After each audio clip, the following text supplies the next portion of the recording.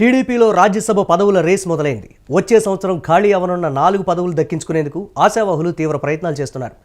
YSR Congress party నుంచి గెలిచిన పిల్లి సుభాష్ చంద్రబోస్, ఆళ్ల అయోధ్యరామిరెడ్డి, పరిమళ్ నత్వాని పదవి విరమణ చేయనున్నారు. టీడీపీ నుంచి సానా సతీష్ పదవి పూర్తి కానుంది. అయితే సతీష్ రాజ్యసభ సభ్యుడిగా ప్రమోట్ అయ్యారు. అది మోపిదేవి వెంకటరమణ రాజీనామాతో ఖాళీ అయిన స్థానం.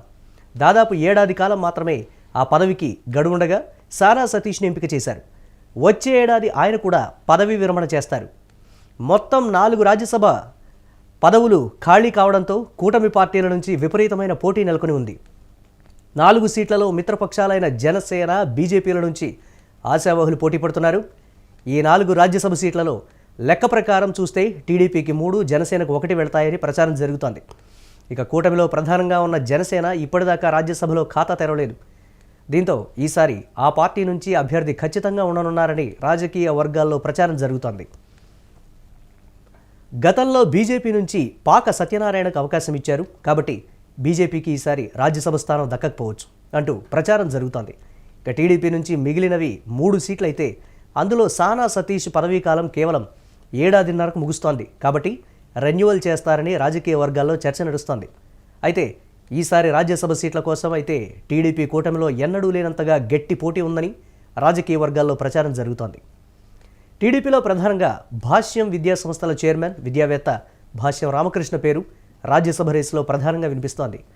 ఆయన విద్యార్థులకు విద్యను అందించడం, క్రీడలను ప్రోత్సహించడం, సామాజిక సేవా కార్యక్రమాల్లో చురుగ్గా ఉంటారు.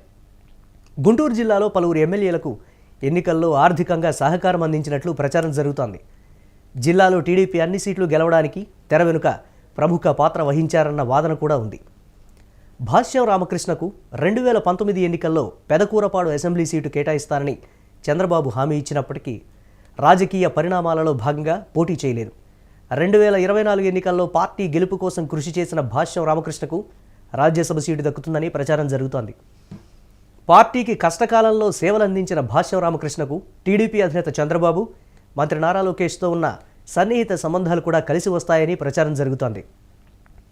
ఏపీలో అన్నా క్యాంటీన్ల నిర్వహణకు భాష్యం రామకృష్ణ కుమారుడు సాకేత్ రామ్ 27 లక్షల రూపాయల విరాళం అందజేసి చంద్రబాబు మన్ననలను పొందారు.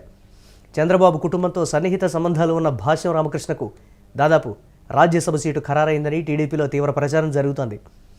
టీడీపీ కూటమి అధికారంలోకి వచ్చాక అనేక టెక్నికల్ వర్క్లు కూడా భాష్యం రామకృష్ణ చూస్తున్నారని ప్రచారం జరుగుతోంది. టీడీపీ కూటమి అధికారంలోకి వచ్చాక ఇప్పటి వరకు రాజ్యసభలో జనసేనకు ప్రాతినిధ్యం దక్కలేదు. అయితే ఈసారి రాజ్యసభ సీటు దక్కే అవకాశాలు జనసేనకు స్పష్టంగా ఉన్నాయని ప్రచారం జరుగుతోంది. అదేవిధంగా పవన్ కళ్యాణ్, చంద్రబాబు ఇద్దరికీ సన్నిహితుడైన లింగమనేని రమేష్కు రాజ్యసభ సీటు దక్కుతుందని ప్రచారం జరుగుతోంది.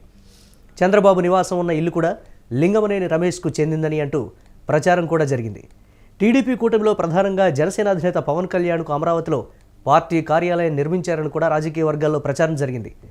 దీంతో జనసేన కోటాలో లింగమనేని రమేష్ పెద్దల సభలోకి వెళ్లడం ఖాయంగా కనిపిస్తోంది.